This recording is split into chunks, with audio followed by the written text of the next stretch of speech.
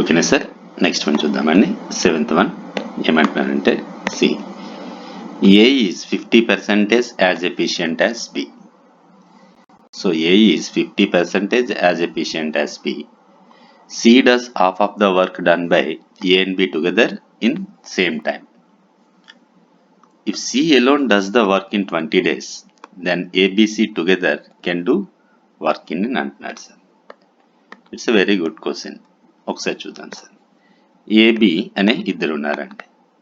So A is 50% as efficient as B అని అంటే 50% is nothing but half కదా. అంటే బి 2 యూనిట్స్ చేస్తే ఏ 1 యూనిట్ చేస్తాడండి. నెక్స్ట్ ఏమంటున్నాడు, C does half of the work. C does half of the work done by A and B together in the time same time అని అంటున్నాడు. C ఏబిలు అంటే C 1 unit చేస్తాడు, ఏబిలు 2 యూనిట్లు చేస్తాయి.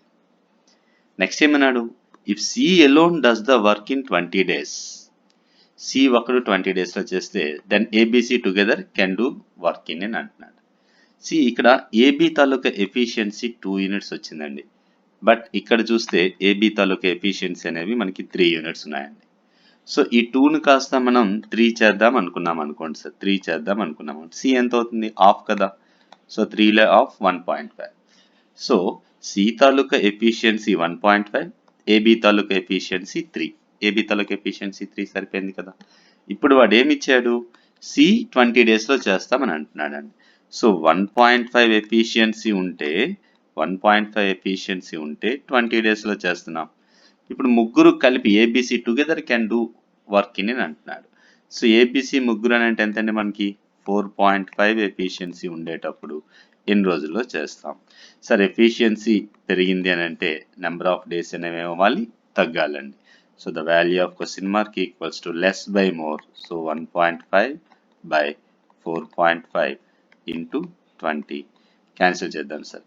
15 1 జా 15 3 జా 20/3 అని అంటే 6 and 2/3 days. 6 and 2/3 days. ఇక్కడ ఇంకా స్టెప్పులు కూడా అవసరం లేదు సార్, ఇన్ని అవసరం లేదు. ఇది ఏమైందండి, 1.5 కాస్త 4.5 అంటే 3 times అయింది కదా. సో ఎఫిషియన్సీ 3 times అయిందని అంటే డేస్ అనేవి ఏమవుతాయి, 1/3 అవుతాయి. So 20/3 is nothing but 6 and 2/3 days. అట్లా అయినా వేయొచ్చండి. That is B is the right answer.